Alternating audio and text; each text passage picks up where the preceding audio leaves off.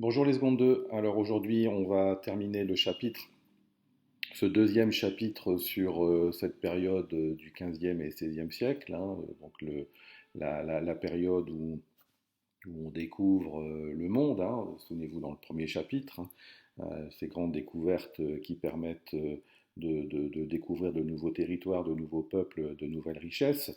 Et ce deuxième chapitre qui nous fait réfléchir un peu sur le mouvement humaniste, hein, à savoir donc la place de l'homme dans le monde et la place de l'homme, on va le voir là ici, tout au moins dans la religion. Donc vous avez, hein, souvenez-vous, ces humanistes, hein, qui voilà, redéfinissent un petit peu la place de l'homme, hein, dans la hiérarchie, en disant que l'homme était une créature de Dieu, donc elle était la plus parfaite des créatures qui ont été créées sur la terre. Et donc, voilà, alors ça, vous voyez, vous allez apparaître, c'est tout notre malheur de cette histoire de visioconférence. Je ne sais même pas si je peux le fermer. Si. Euh, c'est que, voilà, sur Teams, tous les profs qui font des visios, ils font des invitations et on les voit passer les unes après les autres. Ça vient se mettre dans nos calendriers respectifs et c'est le bazar. Donc, la place de l'homme, hein, et donc l'homme est un être parfait, doué de raison, qui peut évoluer. Donc ce mouvement humaniste, c'est un mouvement où on a foi en l'homme, hein, où on croit en l'homme, qu'il est capable de faire de belles choses, contrairement à la vision qu'on avait de l'homme jusqu'au Moyen Âge, hein, qui était celui qui avait été chassé du paradis et qui voilà, devait se faire pardonner. Alors on a vu que ça s'est traduit aussi dans l'art, hein, l'art de la Renaissance. Hein, Renaissance, hein, encore une fois, Renaissance de l'homme, hein, où on voit qu'on utilise des techniques nouvelles, à la fois la maîtrise de la peinture, mais aussi l'utilisation de la géométrie, tout est utilisé pour rendre hommage et gloire à la fois à Dieu et à l'homme, hein. Et on se replonge aussi dans les œuvres de l'Antiquité, hein, qui était une des dernières civilisations brillantes avant ce Moyen Âge, hein, que les humanistes vont appeler comme ça, hein, Moyen Âge, âge moyen, âge médiocre, hein, qu'il faut absolument oublier. Alors on arrive au dernier volet de ce chapitre, bah, ça va avoir des implications au niveau de la religion, puisque si je reviens sur l'art, hein, voilà, on veut montrer, hein, qu'on est fervent croyant et fervent admirateur de Dieu, et donc on va multiplier les bâtiments religieux, enfin les nobles, hein, vont commencer à créer les rois, hein, à fabriquer, à construire des châteaux qui ne sont plus forcément des châteaux de défense, hein, comme au Moyen Âge, avec des grandes tours, des murs épais, des murailles. Non, on va commencer à construire des châteaux de résidence, hein, un peu de résidence d'été, hein, ou de résidence de chasse.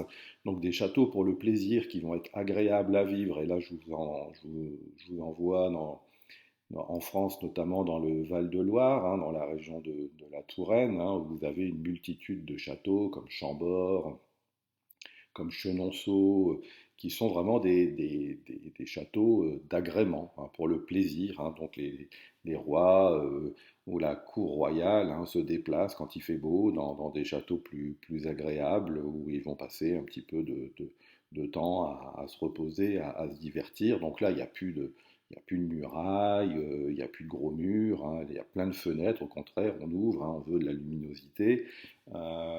Et donc, on dépense beaucoup d'argent pour construire ces châteaux et pour les décorer de manière agréable. Donc, du coup, l'Église veut faire pareil, hein, et elle construit aussi, du coup, des belles églises, enfin, des cathédrales somptueusement décorées, hein, pour montrer qu'elle est aussi, voilà, puissante et qu'elle est capable de faire de belles choses aussi. Donc les petites églises sombres petit à petit disparaissent au profit de grandes églises, enfin, de cathédrales, qui sont de plus en plus décorées richement. Le problème, c'est que du coup, ça met un peu par terre les caisses de l'Église qui se retrouvent complètement appauvries. C'est par exemple l'époque où le pape fait énormément de travaux à Rome, hein, notamment au Vatican. Souvenez-vous, hein, on a parlé de la chapelle Sixtine, etc. Bon, bah, ça coûte des fortunes, tout ça. Donc les caisses de l'Église sont vides. Et donc l'Église réfléchit à la manière dont elle peut récupérer de l'argent. Et donc, en réfléchissant, elle sort un seul coup, elle trouve une espèce de joker, hein, en disant bah, on va essayer de faire payer les fidèles. Et donc l'Église sort un nouveau principe, hein, en disant qu'elle l'avait, ça lui était venu en discutant avec Dieu, bien évidemment, hein, cette décision était de faire c'était le rachat des péchés. Voilà. Donc, autrement dit, faire payer, hein, une dette en quelque sorte sur le comportement des gens. C'est-à-dire qu'à la fin de sa vie, ou même durant sa vie, de toute façon, quand on avait fait une faute, hein, et qu'on allait se confesser, hein, c'était une pratique courante à l'époque, hein, on allait voir le curé de sa paroisse et on allait confesser les fautes que l'on avait faites, hein, le curé pouvait, pour offrir le pardon de Dieu à ces gens qui avaient fait des fautes, alors soit avant c'était plutôt voilà, des prières ou des sévices un peu corporels, hein, parce qu'il fallait souffrir pour obtenir le pardon. Là, on va pouvoir demander de l'argent. En disant, bah voilà, vous avez fait telle faute, ça va vous coûter autant pour être pardonné par Dieu. Et ça a fait vraiment un scandale, et notamment au niveau des humanistes, hein, qui vont, là ça va être le déclic pour l'Église, c'est devenu un business. Hein. Un business complètement injuste, parce que, à votre avis, qui va pouvoir facilement racheter ses péchés? J'imagine que vous avez compris, hein, ce sont bien sûr les personnes les plus riches. Et ça devenait assez facile finalement, hein, tous les dimanches, les riches allaient voir le curé en disant bah tiens cette semaine j'ai fait ci, j'ai fait ça, hop, tenez, voilà de l'argent, et hop voilà, moi je me suis fait pardonner de toutes mes fautes. Tandis que les personnes pauvres, elles, ben, ne pouvaient pas. Hein. Donc il y avait à la fois deux choses, hein, une inégalité des croyants vis-à-vis de Dieu, et puis aussi un problème moral, hein, qui fait que bah voilà, il suffit de payer pour être pardonné. Et donc ça, les humanistes ne vont pas du tout accepter, ça va être vraiment la source d'une cassure spirituelle au sein du monde chrétien. Et le premier qui va vraiment lancer un coup de semonce, hein, une critique très virulente contre l'Église, c'est un moine. C'est un moine allemand, il s'appelle Luther. Alors les moines, hein, déjà, c'est pas rien, c'est pas innocent que ce soit un moine qui réagit, parce que je vais pas vous faire une histoire religieuse, mais vous avez dans le clergé deux grandes branches, hein, dans le clergé. Vous avez ce qu'on appelle le clergé séculier et le clergé régulier. Le clergé séculier, il vit dans le siècle, il vit avec les laïcs. Donc ce sont les curés, les évêques, même le pape. Hein, c'est un membre du clergé séculier, c'est-à-dire qu'il vit au contact des laïcs, c'est-à-dire des gens comme vous et moi. Et donc ils sont au contact de la tentation, en quelque sorte, hein. Mais ils sont là pour éduquer les laïcs. Et donc ça, c'est le clergé séculier. Puis vous avez le clergé régulier. Et le clergé régulier, c'est ceux qui vivent dans la règle, c'est-à-dire ceux qui veulent vivre selon les préceptes de Dieu, voire plutôt les préceptes même de Jésus, c'est-à-dire de vivre isolés, dans la pauvreté, où ils se consacreront leur vie ben voilà, à faire des tâches utiles et à prier, hein, pour la sauvegarde des âmes. Donc ce sont les moines, ceux qui vivent dans les monastères, qui vivent donc isolés et qui ne sont pas du tout au contact des laïcs, qui ne sont pas au contact donc de la tentation, et qui mènent une vie voilà, de travail, d'austérité et de prière. Alors voilà, vous pensez bien que les moines, cette histoire de rachat des péchés, ça leur va pas du tout parce que c'est complètement à l'opposé de leur concept. Et donc Luther va un petit peu le- sonner la révolte, hein, en disant que voilà, le clergé a fait de la religion, est en train de faire de la religion un véritable business. Finalement, la notion de bonne conduite, la notion d'amour de Dieu est en train de disparaître au profit de notions comme voilà, d'argent, de pouvoir, et de se retrouver entre riches, hein. Et donc, voilà, il va critiquer, hein, il va notamment écrire un texte, hein, les 95 thèses, donc il a 95 points, 95 critiques en quelque sorte à l'égard de l'Église catholique. Et donc il va les afficher, hein, un peu partout.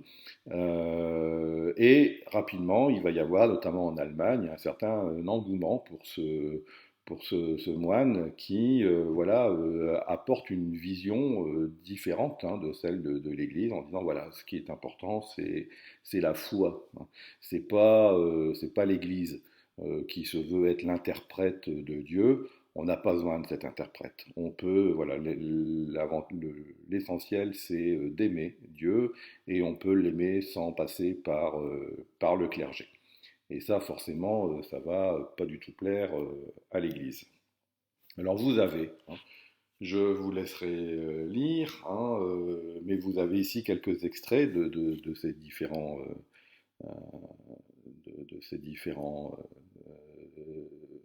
je vais y arriver, ces différentes thèses, hein, des excuses, il y en a 95, hein, j'ai pas mis les 95. Alors attendez, je fais une pause de secondes. Ouais, alors, j'en étais à mes thèses là. Donc vous pourrez les lire, hein, sachant que ben, vous regardez ici, par exemple, alors là, ça c'est la cerise sur le gâteau, hein.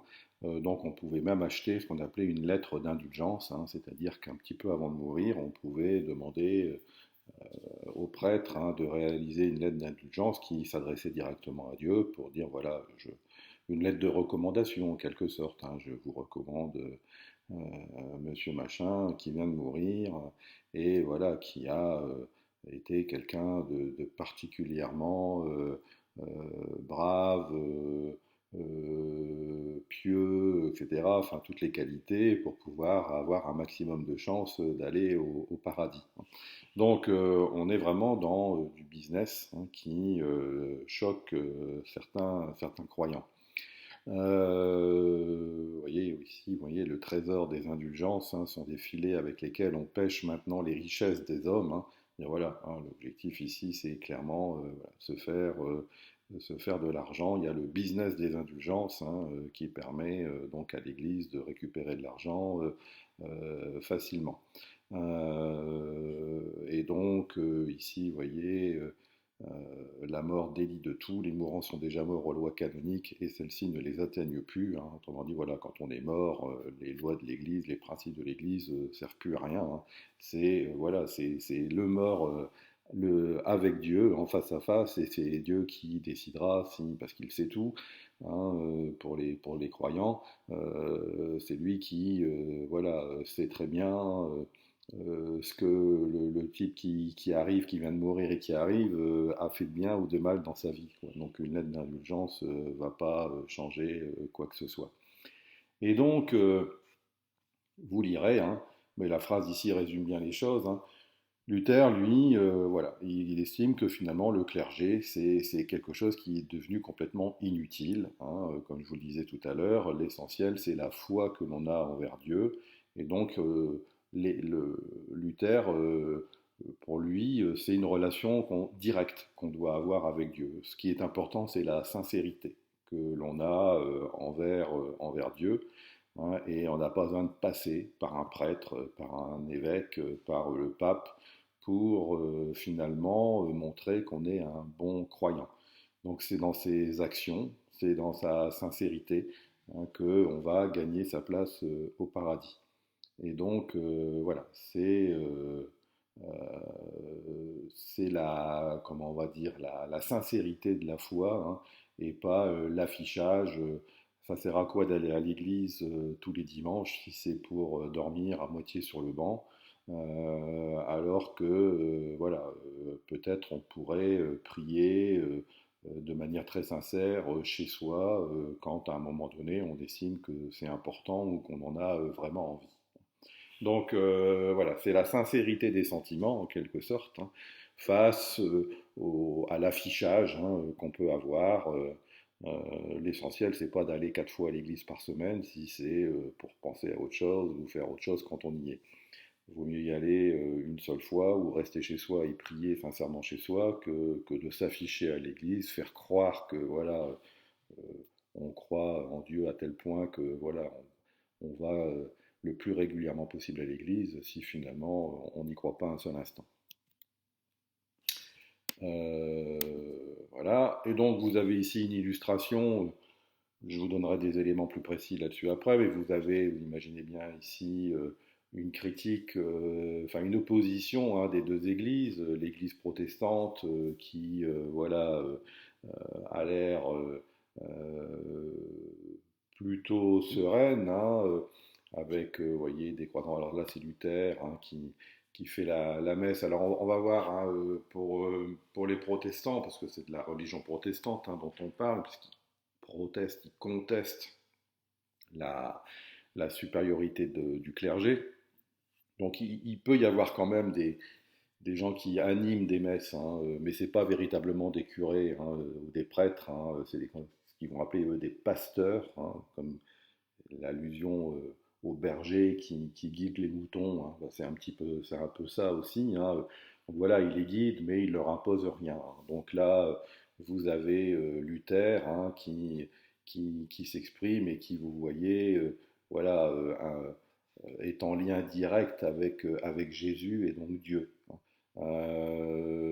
Et voilà, il ne fait que donner la parole de Dieu.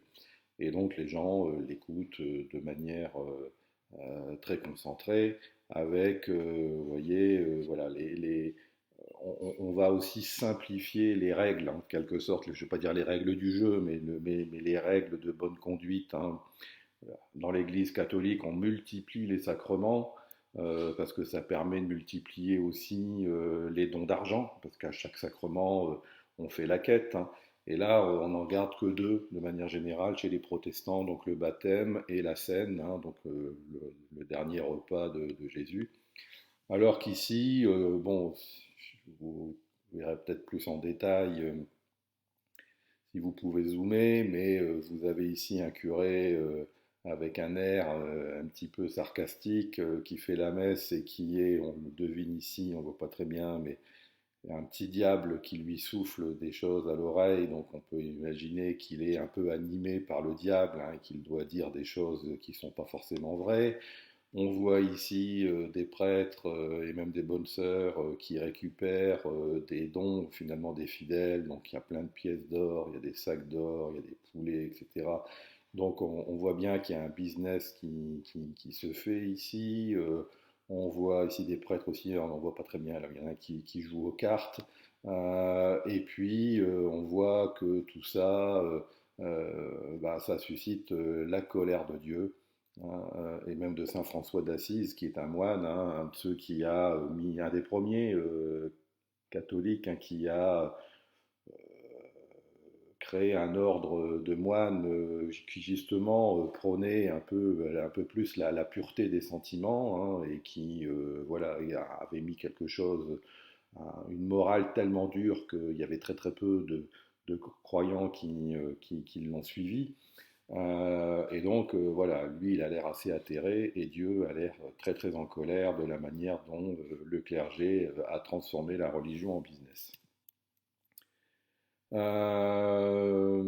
Et donc, ces protestants rejoignent aussi un petit peu la cause humaniste.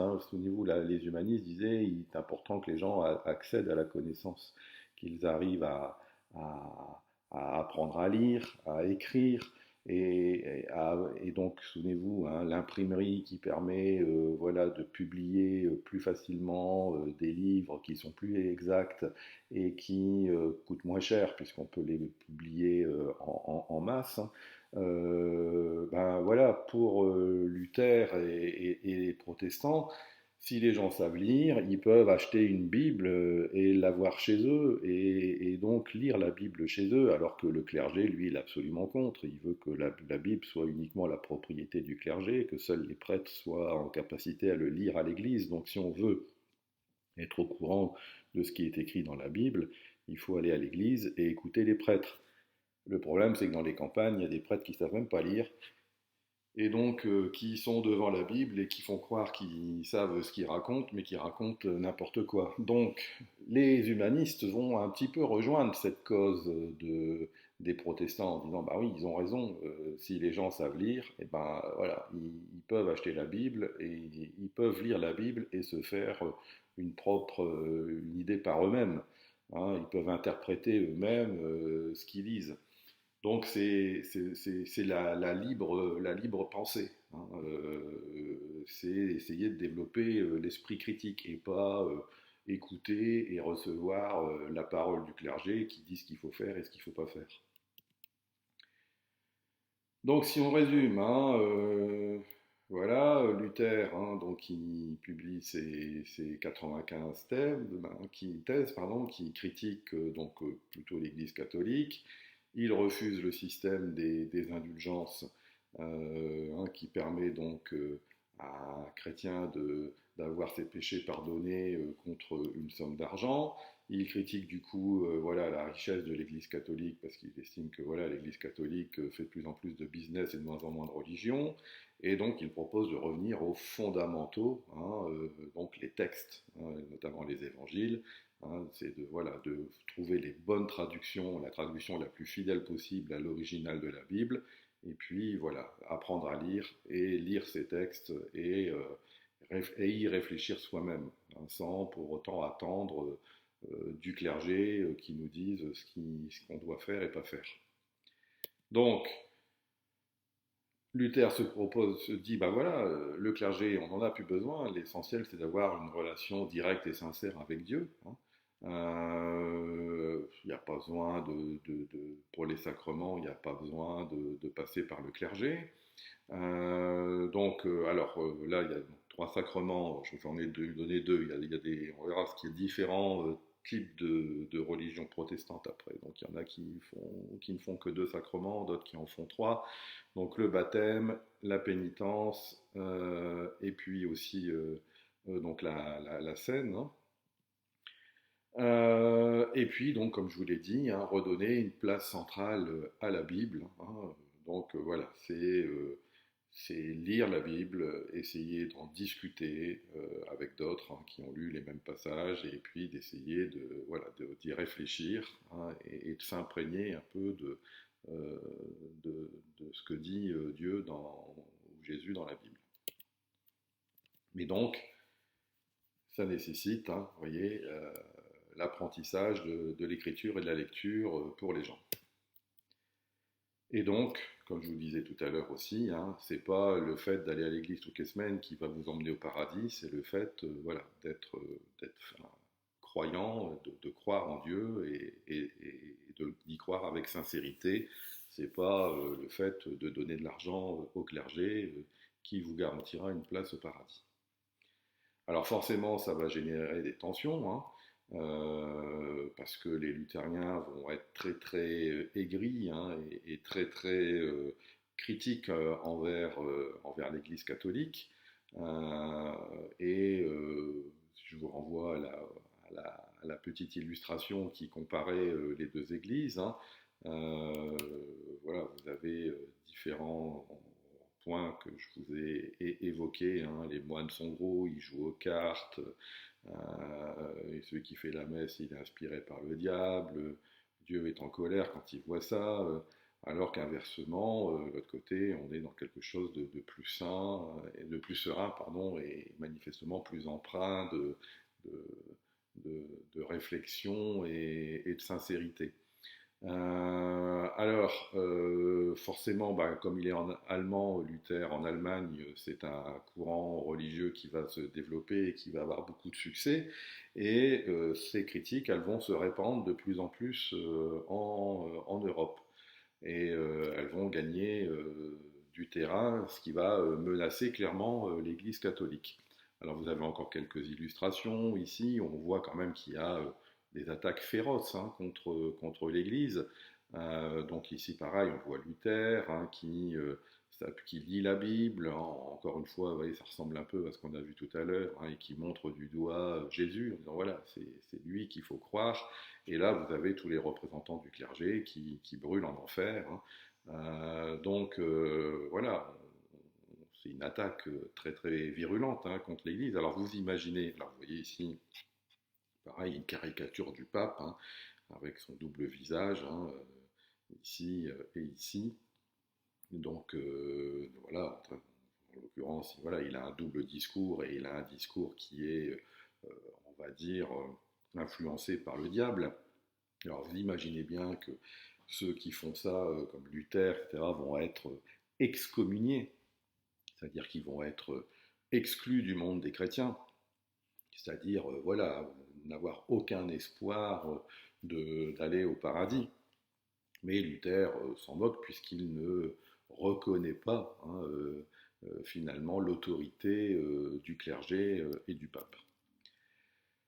Donc les humanistes ébranlent l'autorité de l'Église catholique, hein, ils reprochent aux membres du clergé leur vénalité, c'est-à-dire voilà, leur attrait pour l'argent. Hein. Quelqu'un qui est vénal, c'est quelqu'un qui ne s'intéresse qu'à l'argent. Leur ignorance, parce que certains, je vous dis, ne savent même pas lire. Et puis, donc, du coup, leur manque de compréhension des livres saints, tout ce qui les intéresse, c'est d'utiliser ces livres pour avoir du pouvoir sur les gens. C'est pour ça donc aussi Luther, hein, comme les autres protestants, hein, vont demander à ce que la Bible soit traduite en langue nationale, parce que la Bible est en latin au départ, et seuls les membres du clergé savaient soi-disant lire le latin, donc ça leur garantissait d'être voilà, les uniques lecteurs, hein, donc ceux qui diffusaient hein, finalement le contenu de la Bible, parce que les gens ne savaient pas lire le latin. Donc les humanistes hein, et les protestants réclament hein, justement la possibilité de traduire la Bible en langue nationale pour que les gens de différents pays soient en capacité de lire par eux-mêmes la Bible. Alors vous pensez bien que l'Église, elle n'est pas du tout d'accord, elle n'a pas envie que les gens lisent la Bible. Hein, elle veut que cette Bible, elle soit vraiment la propriété du clergé. Donc voilà, c'est ce que je viens de vous expliquer. On traduit, on compare, comme je vous avais expliqué dans les parties précédentes, hein, pour essayer de mettre en place une version de la Bible la plus proche possible de l'original. Et donc, c'est comme je vous disais il y a quelques instants, ces églises protestantes vont se développer. Alors, le problème, c'est ça, c'est que du coup, ça ouvre une brèche. Hein, l'Église catholique est contestée et donc il y a le protestantisme qui se développe. Donc le protestantisme, c'est, on va dire, le point, on va dire, un peu générique hein, de toutes ces églises de tous ces mouvements qui contestent l'Église catholique, mais chacun va y aller un petit peu de sa petite particularité. Donc le monde protestant, il ne va pas être uni ni unique, il va se découper, vous voyez, en plusieurs branches, et il y en a d'autres encore, hein, ça c'est les plus importantes. Donc les luthériens, hein, les calvinistes, alors lui il est suisse, c'est Calvin, il est suisse, et ça c'est, on va dire, la religion protestante qui va se développer en Suisse et aussi un peu en France, parce que bon, ben, en Suisse on parle français à ce moment-là, et donc ça se diffuse plus facilement en France. Alors voilà, alors lui il va aussi un peu plus loin en disant que voilà, il rajoute vraiment, alors Luther l'évoque, mais c'est surtout Calvin qui va l'évoquer, qui va le développer, c'est ce qu'on appelle la prédestination, c'est-à-dire qu'à la naissance, voilà, vous avez un destin. Hein. Dieu a choisi pour vous un destin, et donc à vous d'en être digne. Hein. Et si vous n'en êtes pas digne, bah voilà, vous serez sanctionné et vous irez en enfer. Et si vous avez bien rempli votre mission, vous serez récompensé en allant au paradis. Et donc, bah, pour remplir cette mission, il faut être à l'écoute de Dieu, hein, et il faut avoir, encore une fois, cette relation sincère avec Dieu, entendre ce qu'il veut et finalement obéir au projet qu'il a pour vous. Les anglicans, bah, comme vous voyez son nom le dit, c'est anglais, hein, sont les Anglais, c'est Henri VIII hein, qui...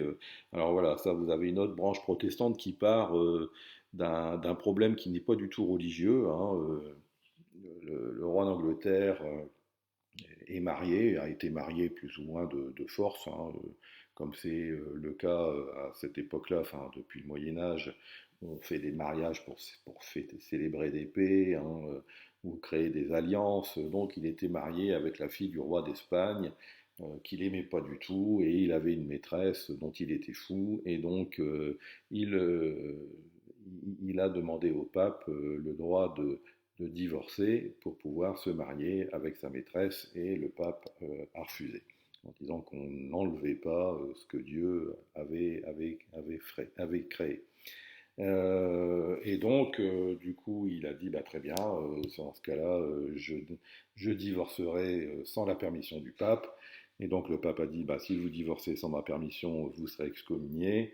Et donc, le roi, qui avait un fort caractère, le roi d'Angleterre, a dit bah, si vous m'excommuniez, je vous excommunie aussi et je crée ma propre religion, donc la religion anglicane, qui est en fait un mélange, en quelque sorte, entre la religion catholique et la religion protestante. Voilà, donc vous avez ici les luthériens, les calvinistes qui eux sont vraiment, ce sont des religions qui se créent sur vraiment des principes philosophiques et religieux. Là, ici, c'est plutôt sur une affaire d'amour qui tourne mal et qui génère une nouvelle religion, mais qui existe toujours, hein, puisque c'est toujours la religion anglicane qui est en vigueur en Angleterre. Donc voilà, alors on va passer au résumé de tout ça maintenant, donc on va aller un peu plus vite. Hein. En 1517, un moine allemand, Martin Luther, dénonce des pratiques et des croyances chrétiennes, ce qui aboutit à la rupture entre les catholiques et les protestants. Donc les protestants, hein, je pense que vous avez compris, hein, c'est ceux qui protestent hein, contre voilà, le clergé catholique. En 1541, le français, alors bon, il est franco-suisse, hein, je vous ai dit suisse tout à l'heure, mais il est de père, je ne sais plus si c'est le père ou la mère, il y a un qui est français, l'autre qui est suisse, mais il vivait en Suisse, c'est pour ça qu'il fonde son église donc à Genève, mais voilà, ça se développe aussi en France. Et donc lui, voilà, il ne garde que deux sacrements, hein, parce que les autres, ils considèrent que c'est du business. Et voilà, son concept de prédestination hein, va avoir du succès, notamment donc en Suisse, en France, mais aussi aux Pays-Bas. Et puis, donc comme je vous disais, en Angleterre, hein, Henri VIII, ben voilà, ils iront avec l'Église catholique parce qu'il est en désaccord sur son divorce que le pape refuse de prononcer. Alors du coup, bah, vous imaginez, ces tensions éclatent en conflit. Hein. Et donc, vous avez des guerres de religion qui vont éclater un peu partout en Europe, avec en France, on va, on a deux épisodes importants hein, qui sont notamment donc le massacre de la Saint-Barthélemy. Je vous mettrai un lien pour que vous puissiez avoir une petite vidéo là-dessus. Donc on essaye d'éradiquer, de tuer les principaux chefs protestants hein, pour imposer de nouveau à tout le royaume la religion catholique. Et puis bah, un peu la conséquence de ces massacres de la Saint-Barthélemy qui sont un véritable carnage dans Paris, mais qui ne mettront pas fin au protestantisme en France. Hein. Vous avez Henri IV, qui est un roi, enfin qui était protestant, qui a dû renoncer à sa religion protestante pour devenir roi, mais va signer du coup un l'édit de Nantes, hein, qui est un acte qui permet aux protestants de pouvoir célébrer leur religion sans être inquiétés d'arrestation ou d'exécution par les catholiques. Donc ici, les catholiques essayent de tuer tous les protestants, ça va échouer, même s'ils vont en tuer beaucoup. le futur roi de France, à ce moment-là, qui est à cette époque-là protestant, accepte de renoncer à la religion protestante pour devenir roi, parce que la religion d'État en France était le catholicisme, il était hors de question d'avoir un roi protestant. Donc il aurait dit cette phrase célèbre, Paris vaut bien une messe.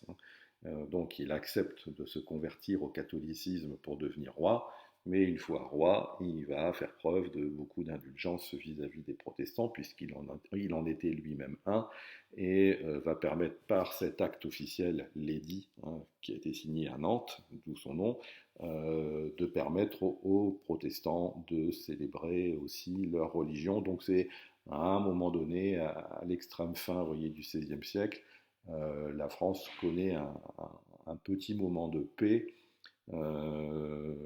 Ça va se dégrader avec les rois qui vont suivre. Et puis vous avez ensuite les catholiques, hein, qui vont se poser beaucoup de questions en disant qu'est-ce qu'on fait face à cette révolte un petit peu protestante, hein.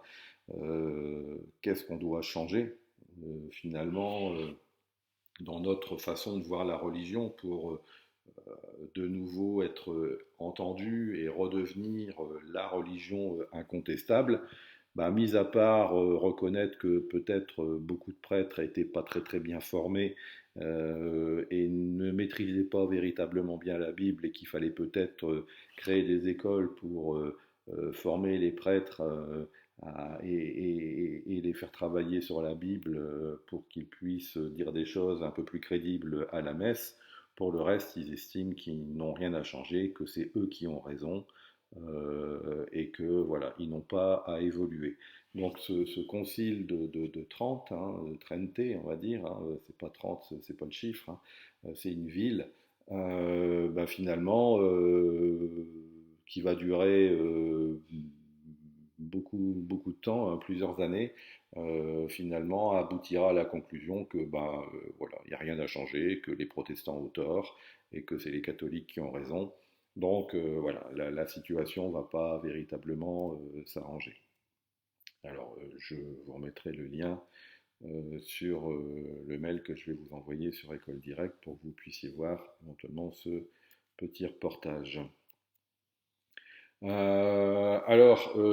coup, il y a des moments de guerre très importantes, hein. Il y a la guerre de 30 ans, par exemple, qui divise vraiment, qui met l'Europe à feu et à sang, avec des fois des tentatives de paix qui durent plus ou moins longtemps, et puis il y a de nouveau des périodes de guerre, hein. Donc c'est la période, le XVIe siècle aussi, c'est la période des guerres de religion, hein. Donc c'est aussi un peu un échec, hein, de la part des humanistes, hein, qui rêvaient, souvenez-vous, hein, de créer un monde de connaissance, un monde de paix.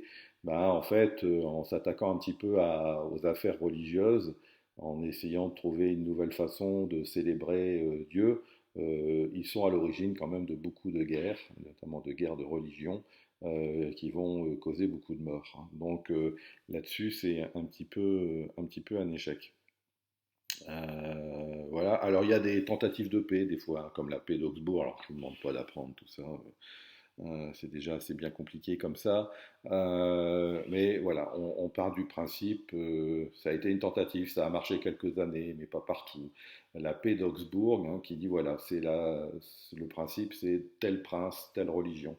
C'est-à-dire que la religion, elle s'adapte à la religion de celui qui devient roi. Donc si vous avez un roi catholique, la religion d'État sera catholique. Puis si son successeur il est protestant, la religion officielle deviendra la religion protestante. Donc voilà, une tentative qui a marché dans certains pays, qui n'a pas marché dans d'autres. En France, ça a échoué, ce qui a permis de faire la paix à quelques endroits, mais pas d'éviter la guerre à d'autres. Donc voilà, la contre-réforme, hein, c'est le Concile de Trente, hein, c'est ce que je vous ai expliqué, où finalement, pour simplifier, hein, l'Église catholique considère qu'elle a, pour ainsi dire, rien à changer, si ce n'est la formation de ses prêtres. Pour le reste, voilà, elle estime que c'est elle qui a raison, que c'est elle qui doit être en communication avec Dieu et pas les autres, et que voilà, il n'y a pas de raison de changer quoi que ce soit. Et ça va donner naissance à un nouvel art. On en parlera peut-être une autre fois, mais l'art baroque qui va du coup être encore un art plus élaboré, plus riche encore pour montrer effectivement la toute-puissance de l'Église. Et c'est pas forcément quelque chose de super beau à voir parce que c'est un peu too much. Et puis voilà, vous avez la conclusion avec ce que je vous rabâche déjà depuis une demi-heure, hein, l'humanisme, un mouvement intellectuel qui s'appuie qui va rechercher hein, dans les civilisations anciennes les connaissances sûres pour essayer de redonner une nouvelle dynamique à la société du 15e, 16e siècle. C'est très influencé aussi par l'art, hein. Et puis ça a aussi des conséquences sur la religion, hein, qui va donner naissance donc au protestantisme, mais aussi donc pas mal de guerres de religion. Voilà, la nuit vient de tomber. On en arrête là pour ce chapitre. Si vous avez des questions, vous me direz. Je vous ai mis vos notes d'interro de la semaine dernière sur École Directe. Alors avant qu'on vous soyez 30 à me poser la question, oui, à la note, j'ai ajouté les points bonus que certains avaient encore en réserve. Elles ont été ajoutées à votre note. Donc, la note que vous avez, c'est votre note d'interro, plus pour ceux qui en avaient, tout au moins, parce que tout le monde n'en avait pas du bonus, le bonus qui était encore en réserve. Voilà, je vous souhaite une bonne semaine et je vous dis à bientôt.